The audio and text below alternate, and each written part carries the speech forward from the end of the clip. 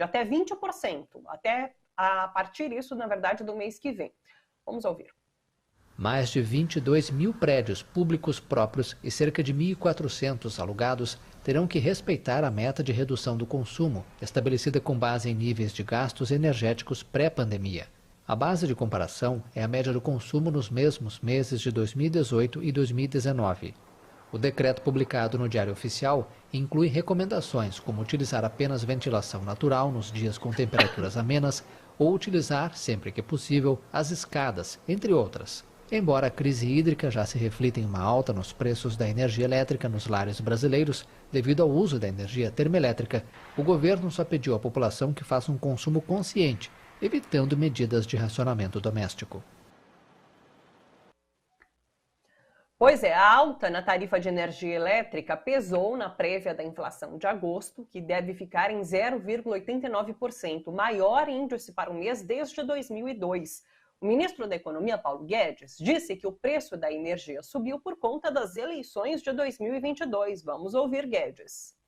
Qual que é o problema agora? Que a energia vai ficar um pouco mais cara porque choveu menos. O problema agora é que está tendo uma exacerbação porque anteciparam as eleições. Tudo bem, vamos tapar o ouvido, vamos atravessar, vai ser uma gritaria danada, mas nós vamos chegar lá, vamos ter as eleições, vai acontecer tudo que tem que acontecer. Já já a gente fala sobre essa fala de Paulo Guedes. O ex-presidente Lula encerra hoje a sua viagem pelos estados do Nordeste brasileiro. Lula está em Salvador, na Bahia. Ontem ele falou do papel dos militares na política. Vamos ouvir. Eu, Wagner, você que foi ministro da Defesa, eu estou preocupado com o comportamento. Nunca antes na história do Brasil, tanto general de pijama deu tanto palpite como agora. É impressionante a quantidade de palpite que os generais ficam dando. Se generais querem dar palpite, saia do exército, se aposente e fale o que quiser, porque as Forças Armadas têm uma função institucional que é de garantir a segurança do Brasil contra inimigos externos, é de garantir a nossa fronteira, é de garantir, sabe, o nosso espaço aéreo, de garantir as nossas riquezas minerais, sabe, mas não de ameaçar politicamente a sociedade brasileira. Sabe, eu acho que é importante, sabe, eles tomarem juízo, porque eles não podem continuar dando trela a um presidente genocida. CPI da Covid. Os senadores estão ouvindo hoje o ex-secretário da Câmara de Regulação do Mercado de Medicamentos, que é um órgão ligado à Anvisa. O nome dele é José Ricardo Santana. E ele participou do jantar entre representante da Davat, do Ministério da Saúde, para a negociação de vacina. Nesse encontro que teria ocorrido aquela proposta de propina por parte do Ministério da Saúde. Foi um depoimento marcado por uma série de esquecimentos, pelo direito de ficar em silêncio, a partir desse habeas corpus concedido pelo STF. E olha só, o Santana, esse depoente, recorreu à falta de memória, inclusive quando ele foi questionado sobre seu salário como funcionário da Anvisa. Ele disse não lembrar. Pois é. A gente também vai falar sobre isso durante o programa de hoje, tá bom? Deixa eu já chamar o Miguel Stedley, editor do Ponto Newsletter do Brasil de Fato. Ele também é integrante do Front Instituto de Estudos Contemporâneos. Oi, Miguel, como você tá? Tudo bem? Oi, Thalita. Boa tarde para todos e todas. Bom estar aqui de novo. Aqui de novo, na Resistência. Vamos lá, a gente já vem falando sobre isso há algum tempinho, sobre esse cerco em relação a Bolsonaro das instituições, né? E hoje a gente teve, ontem, né, de ontem para hoje, a gente teve essas duas ações importantes de Pacheco no Senado e de Celso Fachin ali no STF. E essa decisão de Rodrigo Pacheco, inclusive, é importante porque logo depois dessa decisão, Bolsonaro foi para as redes sociais e soltou um trecho de uma live de abril, em que ele diz que sabe onde está o câncer do Brasil, que pode vencer essa guerra. E tudo isso acontece com esse pano de fundo do 7 de setembro, né? Como eu disse ali no começo, existe essa ameaça do 7 de setembro, todo mundo nesse compasso de espera para ver o que vai ser 7 de setembro.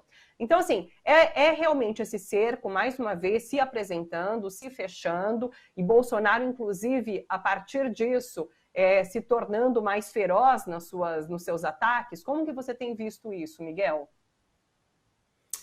Thalita, a princípio a gente não vê novidades no comportamento de Bolsonaro, né? Desde o período em que ele era candidato, todo o argumento dele, toda a retórica se baseia na ideia de que ele é uma pessoa antissistema. E ele precisa alimentar esses seguidores dele com essa ideia de que ele é contra o sistema, ainda que ele esteja ocupando o principal posto do sistema político nacional, que é a presidência da República, num país presidencialista, enfim. A gente se lembra que no ano passado esse discurso era contra o Congresso e o STF. Mas como ele agora tem o centrão no núcleo do governo, fica muito difícil defender o fechamento do Congresso tendo o Arthur Lira ali, né?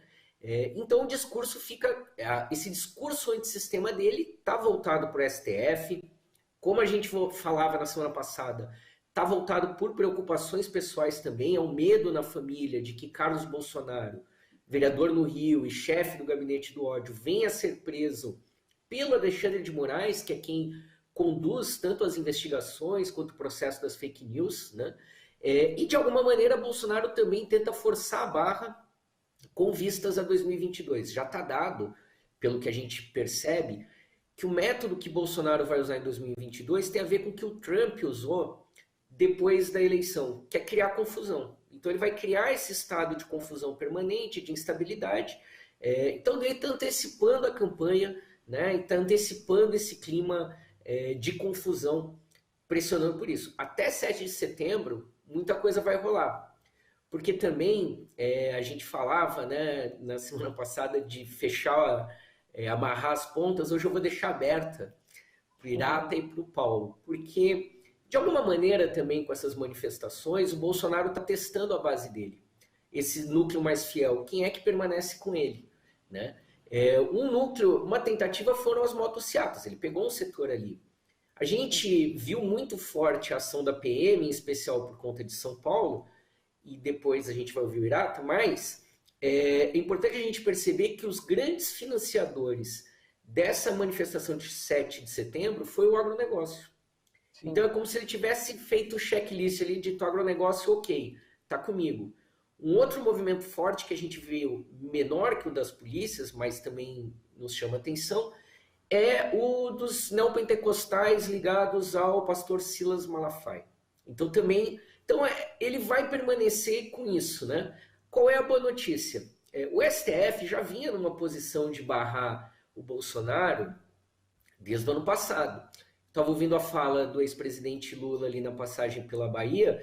É engraçado porque esse termo do genocida, o primeiro talvez a usar com essa força, foi o ministro do STF, Gilmar Mendes, se referindo justamente ao Exército, no mesmo contexto que o Lula colocou aqui. Olha, se o Exército, se as Forças Armadas não se limitarem ao seu papel constitucional, se atuarem como sujeitos políticos, elas vão sujar as mãos de sangue com genocida. Foi a fala do Gilmar Mendes, e que, de certa forma, o Lula repetiu a ideia, né? Ainda que, obviamente, ele sempre teve essa compreensão, né, por exercer com o presidente. Então, o STF já tinha essa postura. Qual é a novidade? Foi isso que você destacou. É o Rodrigo Pacheco saindo daquela postura mais cautelosa que ele tinha antes, né? Nós conversamos aqui outras vezes do senador Omar Aziz cobrando o ímpeto mais forte do Rodrigo Pacheco, né? E a gente vai ver dessa escalada.